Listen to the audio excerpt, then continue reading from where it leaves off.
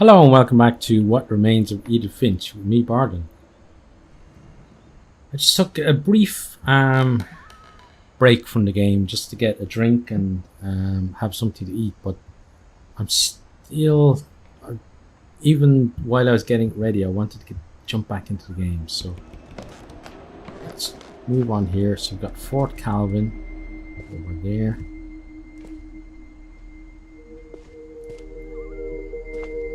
So Sam is obviously into army and stuff, and Calvin then is like the space boy. I knew Grandpa Sam had a twin. Oh, the twins. Okay, that's interesting. That's makes me really sad, just seeing the height marks on the door, and one stops in 1961 and then the other continues on. It just feels so sad. Like, luckily, I've got 7 brothers and sisters and haven't lost a single one of them yet. But to lose, just imagine to lose one of them, like, just seems very hard for me, especially, been lucky so far that, one of my sisters had cancer, and she got through it, and to this day is in remission, thankfully. Then another brother at the moment is going through something similar with cancer as well, so he's getting his treatment at the moment. And just the thought of losing him, and then is really devastating for me. And then just the thought of Sam here losing his twin, it must be unimaginably hard for him to go through that as well. And they look like, brothers who actually got on together, which doesn't always happen, especially when kids are close in age. There can be a lot of fighting and stuff, and it's only really when you get older. At least for me, like, with my younger brother, it was only when we got older that we got close, but then we got really close. And he's probably out of, all of my brothers, at least out of my brothers, probably the closest. I think my eldest sister is maybe the closest person in the family to me, but I love them all. And that he never talked about him. So yeah, it must have been really difficult in that he couldn't bring himself to talk about the brother that he lost. So yeah, Sam was the photographer, so we can see there he's got all of his rolls of films and stuff. I think it's sad as well now that these days we've got our camera, or we got our phone, so obviously we've got a camera with us all the time, and we're constantly taking videos and photos, but we take them and then they just sit on your phone.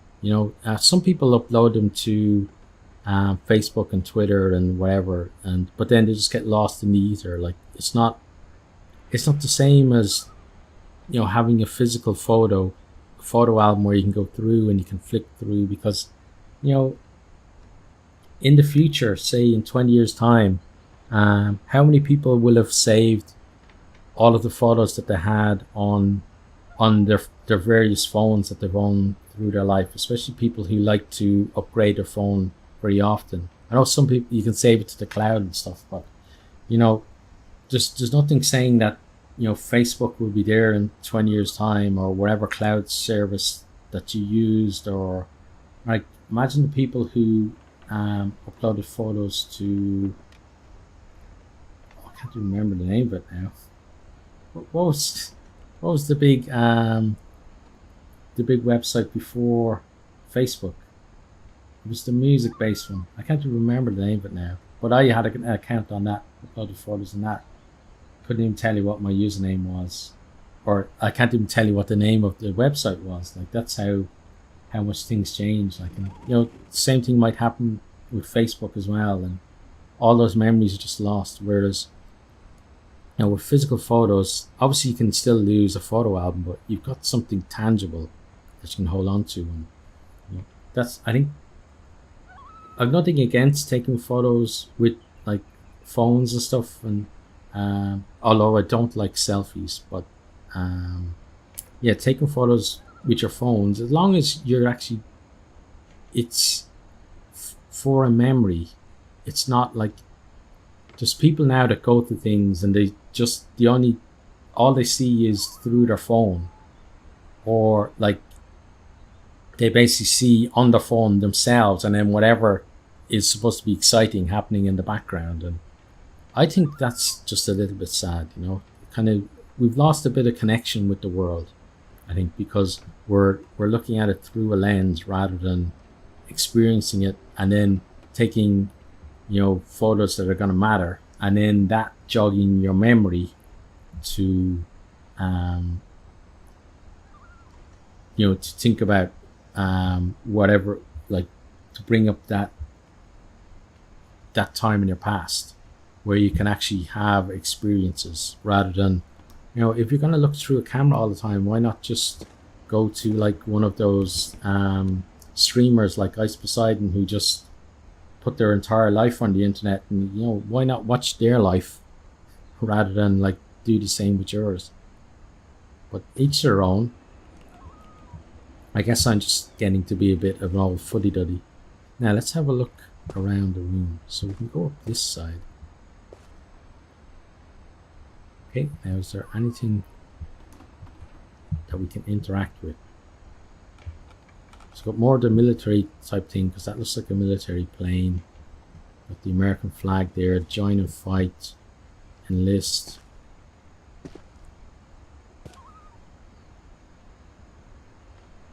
So I guess,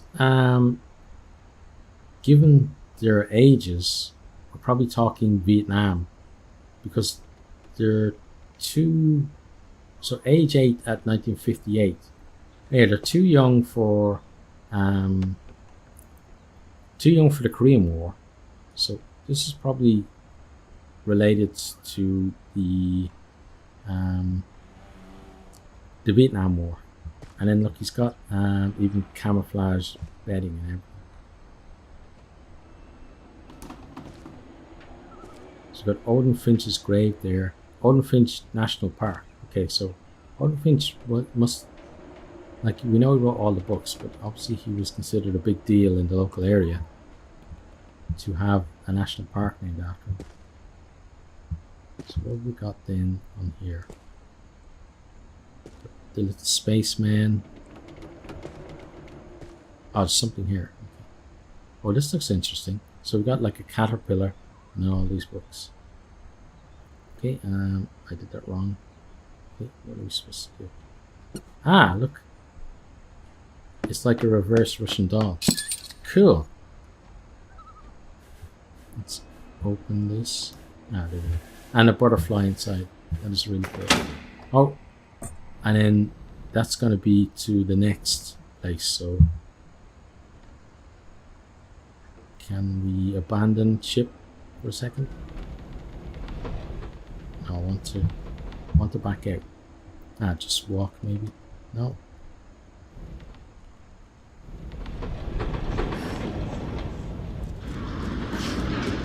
Oh, cool! It's rotating. That is really cool. But I don't want to go there yet, because I want to go upstairs. But that is really nice. Not done in Sam and Calvin's room. I haven't given them enough time. So command center up here. I guess my grandpa didn't like history any more than my mom did. Why's that? Why did we get that coming up here? So it's got space looking to the future rather than looking to the past. A bit of a note. How I Want to Remember My Brother by Sam Finch. The thing I remember is that when he made up his mind, that was it. Oh, he's got a broken leg. Oh, I guess we got a broken leg. So are we now... My brother said he'd die before he ate another mushroom. And he did. At Barbara's funeral, we swore we'd never be afraid again. And he wasn't. Cool. It sounds like he I think admired his Calvin brother. always wanted to fly. Sam! Calvin! Dinner's ready! Coming! But that day, he finally made up his mind to do it. Oh, he's gonna jump. Oh, we're gonna jump on this.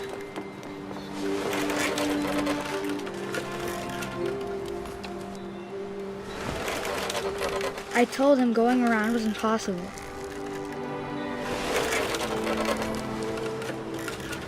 This is cool. Maybe if I hadn't said that,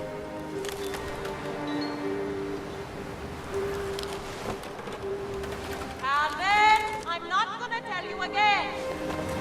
maybe if the wind hadn't picked up, Uh-oh. then maybe he'd still be here. But I doubt it. Oh, this had swing broke then. I think he'd already made up his mind. He's gonna jump. I don't know whether I have to make him jump or not. But he's obviously an adventurous kid with the broken leg. That's what I want to remember about my brother.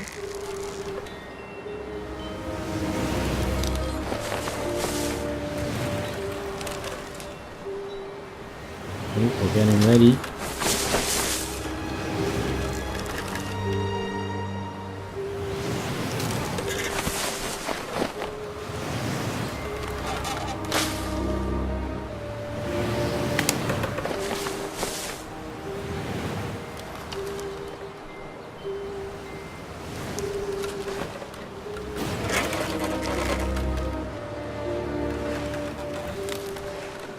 I thought we were going to jump off, but I don't think we are. Like I'm pressing the jump off, what I would imagine is a jump off button, but nice button, but nothing's happening. Let's start.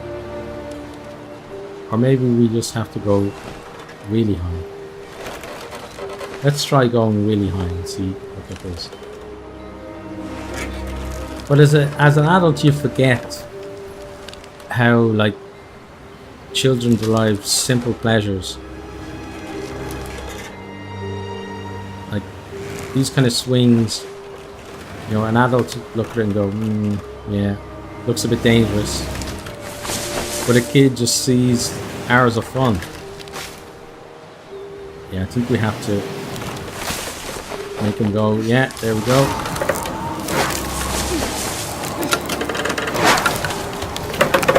The day he made up his mind to fly. And he did. Wow, nice.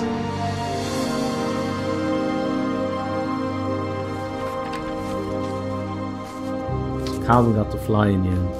That's really cool. Calvin's story felt strangely familiar. When I was younger, I remember trying to do the exact same thing. Does that mean that swing must have been fixed after Calvin, so it got broken then some point after Edith left or Edith grew up. Okay, really cool.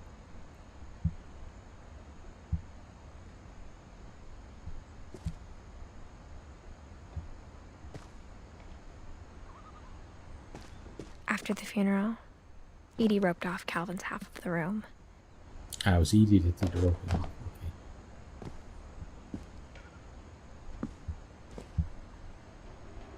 Mom said Grandpa Sam enlisted at 18 and never set foot in the room again.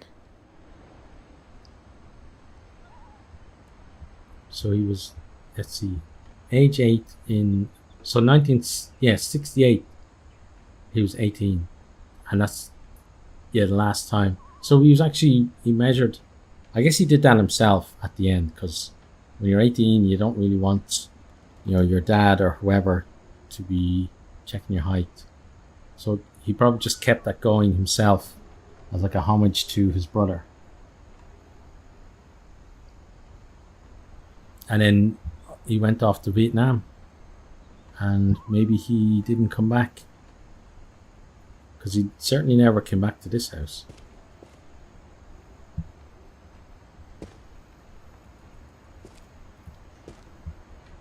I'm taking my time here now because I want to know more about Sam and Calvin.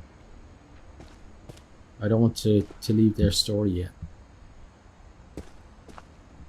So I'm going to, I'm just having a check around to see if we can trigger something else.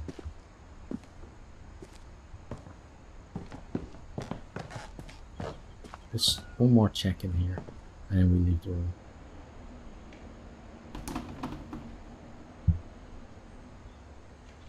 Yeah, looks like that's it. I like the planets at the top though.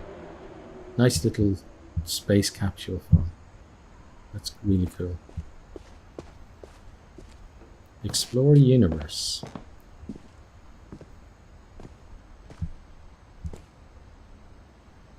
Okay, got a pogo stick there as well. Okay, so onwards we go. Goodbye to Sam and Calvin. Very nice to hear your story though. Got a bit of a Halloween lantern there. The passages were a pretty tight fit. They'd obviously been built for smaller hands and bellies. I don't think they are. You're like a 17-year-old girl. And it looks like even I could get through here, so I don't believe that you're struggling as much as you're pretending. Okay, now let's continue on. Some wine. Okay, so we can go that way or that way. Well, I guess we can come back through here if we want to. So let's open that. That allows us... We don't need really to go out there though yet. Well, let's see if something is opened up. I don't think so though. This is going to be still locked. But we can't even interact with it.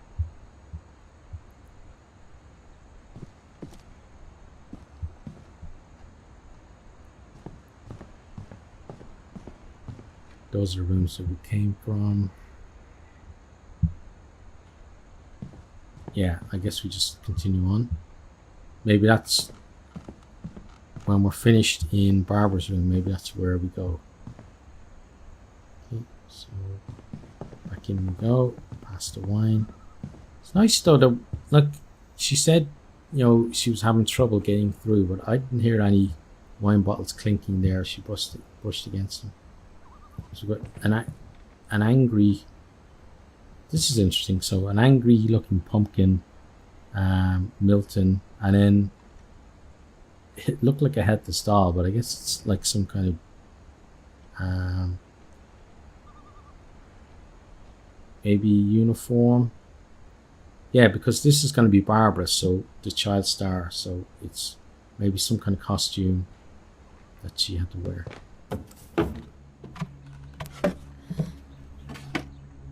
Growing up, I always thought of Barbara as a child star.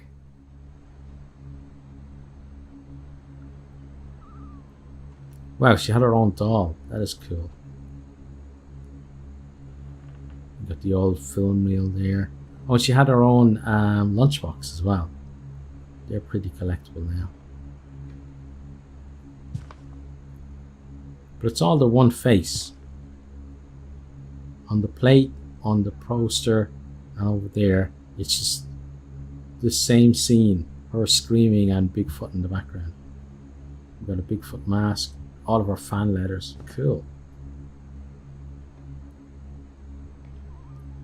I remember when I was a kid, or not even a kid, like actually, I was maybe in my early 20s, and I wrote, like, I had an idea for a product which eventually did come to market, but not by me.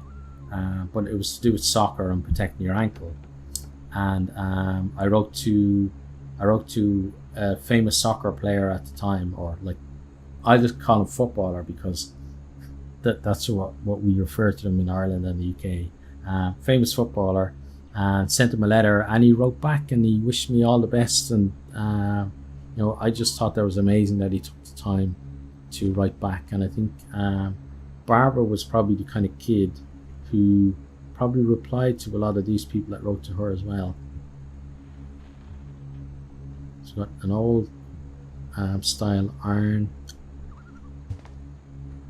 We could head back through there. So we're not obviously going to go out the front door. So let's see what we've got in terms of Barbara.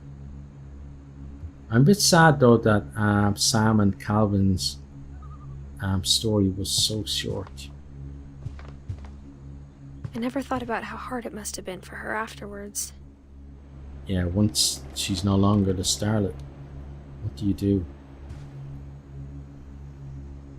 And it was like, I suppose when she got older, she may have been like on one of those kind of TV, well, not really on the TV show, but like, you know, they make those TV shows, where are they now kind of thing, and maybe talking about her being washed up and that kind of thing. So we've got dreadful stories. I say dreadful stories.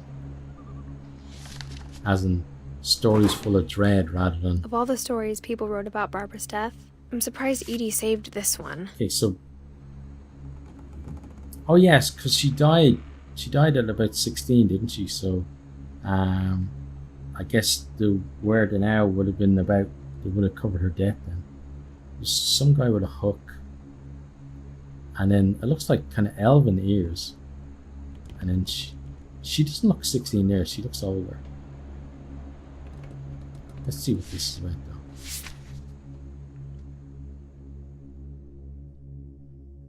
Old Jack here with another ghastly tale inspired by America's most unfortunate family. I'm calling it The Surprise Ending of Barbara Finch.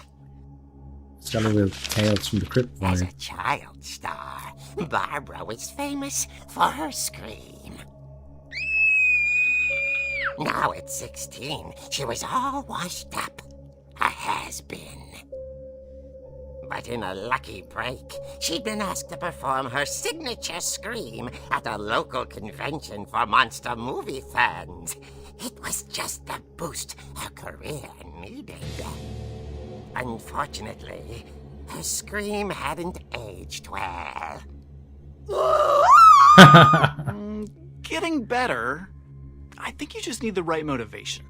Her biggest fan and current boyfriend, Rick, was about to demonstrate when...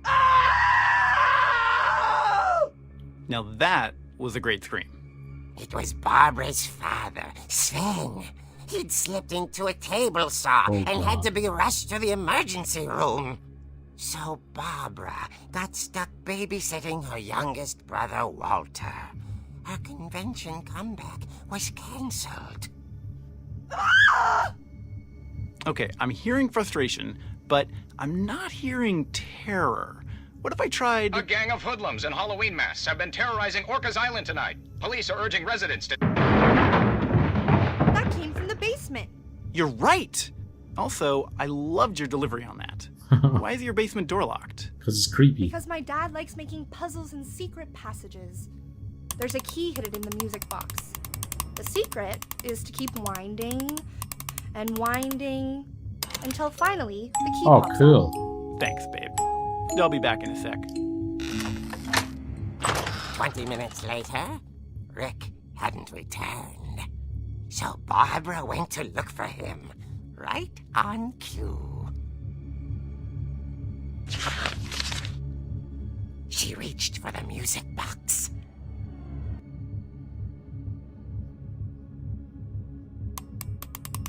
And as she wound the key, she listened for Rick, but the house was silent. Oh, so we get to go down as Barbara, not as... maybe not as ourselves. Oh, and then it's got the, what is it, the Friday the 13th music?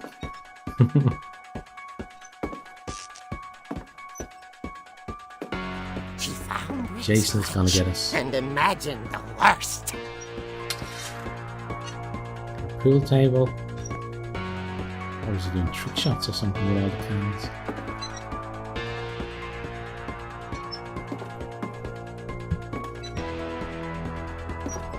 bloody handprint that way.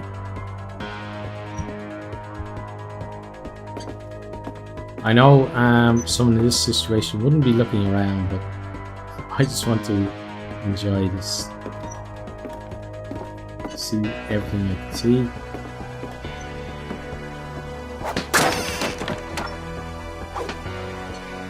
The gang's leader is the infamous Hookman killer, Dr. Carl Hamill, who impaled and then ate his family 10 years ago tonight. Okay, there's the saw. What am I supposed to do with that? Nothing, I guess. That is weird. So, he was making like a totem pole with his kids on it.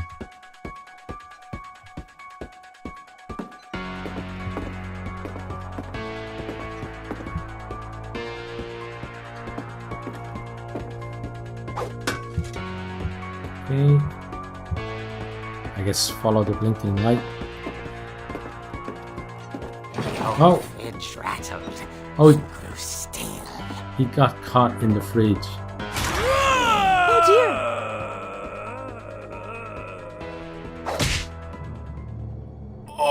She said, "Oh dear," and then hit him. Barb, relax. I was just trying to scare you to help you find your scream. Well, I'm not scared, Rick. I'm furious. Then act furious. All I'm getting from you now is that you're hurt and confused and you're... She threw him out, but she kept a little something to remember him by. Crutch. Barb, have you seen my other crutch? And she was still holding it when she fell asleep watching the late picture show. Oh, cool. Hours later... Barbara! Walter, what's going on up there? Oh, is this going to be the crash? Okay, I'm coming up. But if this is a trick, you're dead, Walter. Is she going to fall from the balcony? So we need to head upstairs.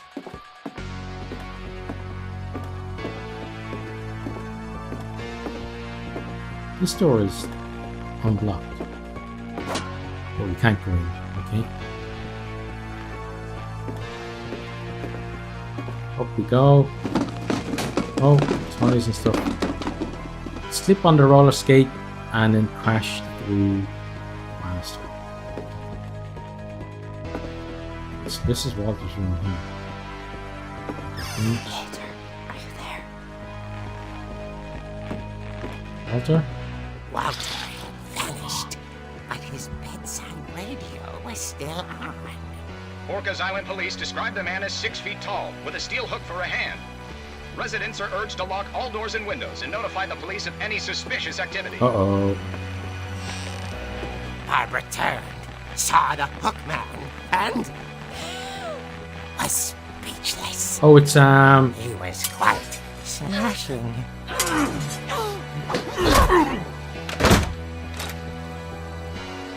he was.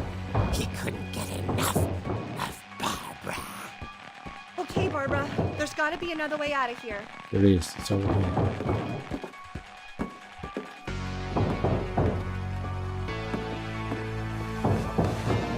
That night, she played her part beautifully. Okay. Over here. Out the window.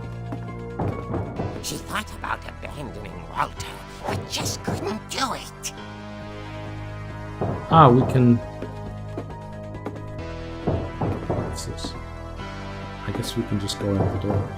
Molly's door hadn't been opened in years. The hinges groaned. Crazy man.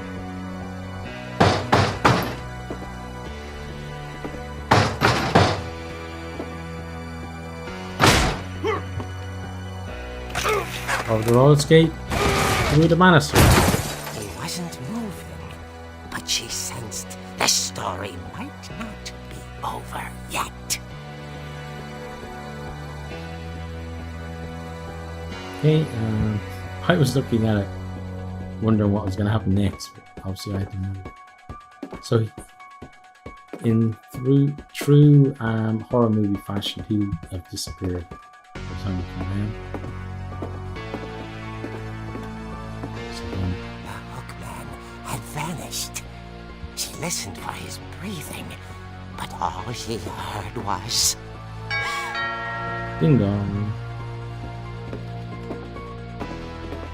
Can we get to the door before he kills us? At the door, she heard whispering. It was coming from inside the house.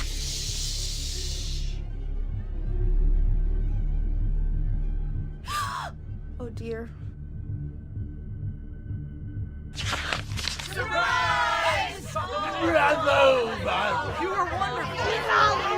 The monsters had come to surprise her.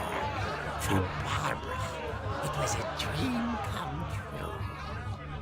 Then she saw what kind of monsters they were, and she realized what was about to happen. She was going to be famous. And with her final breath, Barbara Finch gave the performance of her life.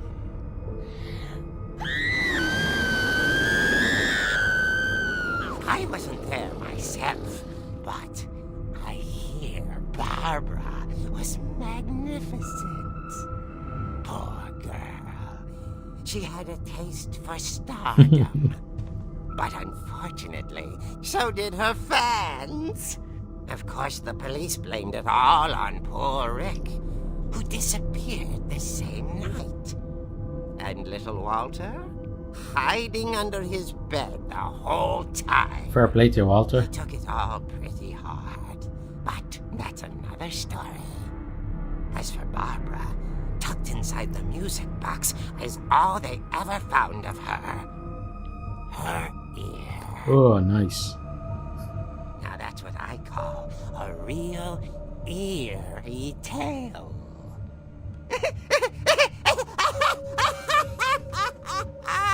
Definitely Tales from the Crypt inspired. And there's an ear on the back.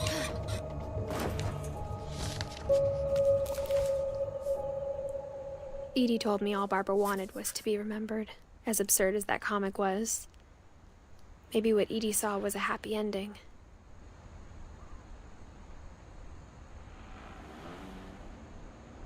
Cool, so let's close that. There's Barbara. So Edie obviously made that because she was making the other ones. Now, is there anything else to find in here before we decide to leave?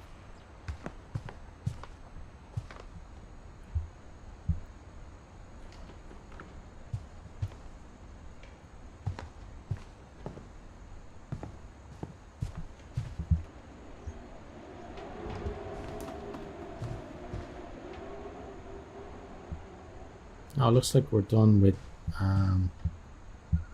Barbara's story.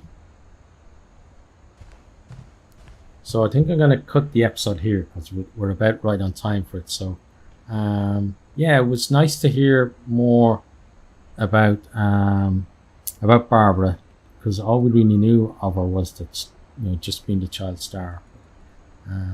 Bit creepy that some fans dressed up and killed her. Definitely a bit weird. And then the boyfriend went missing as well. But then we also had some stuff about Calvin and Sam. That was interesting too. But once again, really enjoying the story, and I'm going to be sad when it ends as well, because this is fantastic so far. But that is the end of this particular video. So if you have enjoyed, please consider liking, subscribing, sharing, and perhaps posting a comment. And I really do hope to see all of you next time. Goodbye.